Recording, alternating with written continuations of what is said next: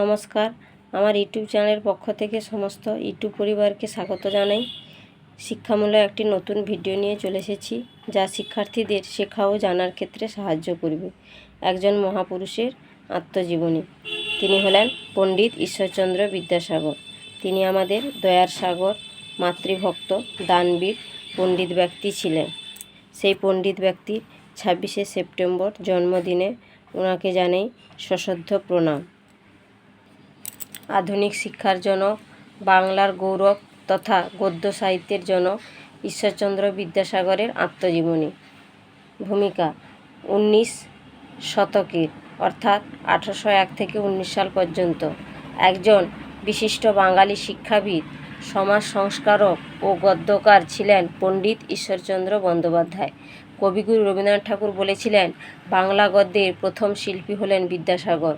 এবং আরও তিনি বলেছিলেন, আমাদের এই মানুষের সমাজে দেবতার চেয়ে অনেক বেশি দুর্লভ মানুষ ছিলেন বিদ্যাসাগর।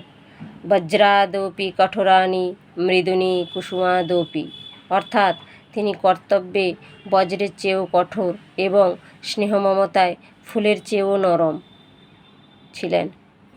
জন্ম পরিচয় 1820 সালে 26শে সেপ্টেম্বর অধুনা পশ্চিম মেদিনীপুর জেলার ঘাটাল মহকুমায় অন্তর্ভুক্ত বীরসিংহ গ্রামে বিদ্যাসাগর মহাশয় জন্মগ্রহণ করেন। পিতা ছিলেন ঠাকুরদাস বন্দ্যোপাধ্যায় ও মাতা ছিলেন ভগবতী দেবী।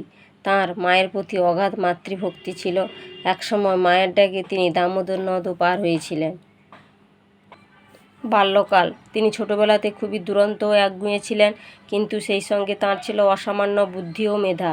তাঁকে বাল্যকাল থেকে দারিদ্র্যের সঙ্গে সংগ্রাম করে লেখাপড়া শিখতে হয়েছিল।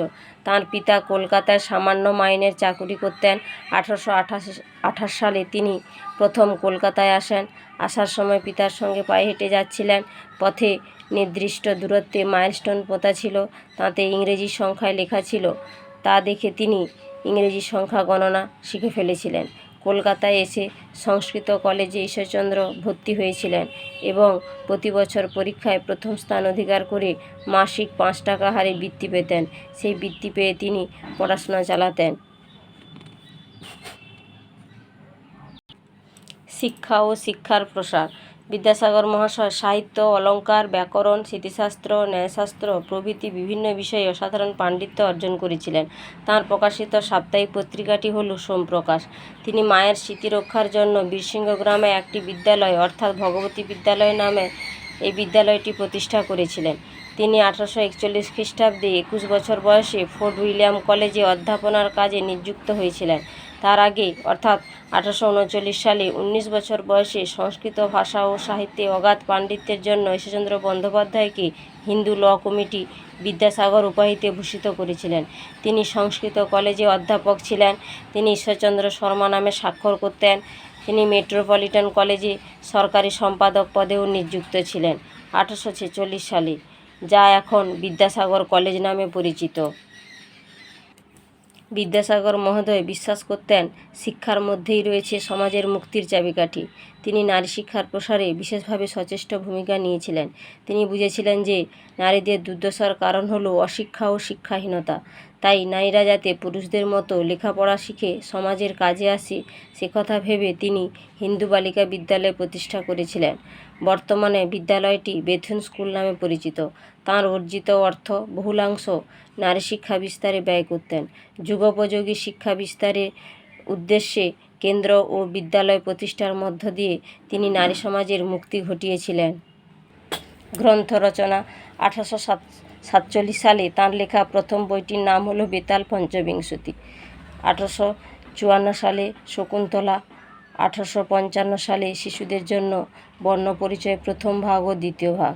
এছাড়া কথামালা, আখ্যান মঞ্জুরি, চরিতাবলী, বোধোদয়, ব্যাকরণ কৌমুদী, বাংলার ইতিহাস,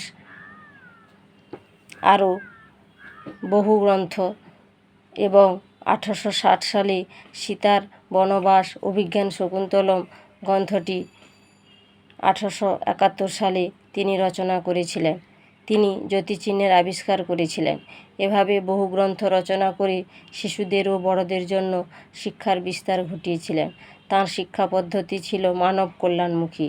তিনি 1875 সালে 31শে মে নিজের উইল তৈরি করেছিলেন। তাঁর লেখা বই বিক্রি করে যে অর্থ সংগৃহীত হতো তা দিয়ে দুঃখী, অনাথ, অসহায় গরিব মানুষদের সাহায্য করা হতো। সেই জন্য তিনি দয়ার সাগর নামেও পরিচিত ছিলেন। সমাজ সংস্কারক ও বিধবা বিবাহ প্রচলন। বিদ্যাসাগর মহাশয়ের উদ্যোগে 1856 সালে বিধবা বিবাহ আইন সিদ্ধ হয়। তিনি অল্প বয়স্ক বিধবাদের দুঃখ কষ্ট সহ্য করতে পেরেছিলেন না বলে পুনরায় বিধবাদের বিবাহ দিতেন, যাতে তারা সুষ্ঠুভাবে বেঁচে থাকতে পারে। বিদ্যাসাগর মহাশয়কে সমাজ সংস্কারে সাহায্য করেছিলেন মদনমোহন তর্কালঙ্কার নামে একজন সমাজ সংস্কারক।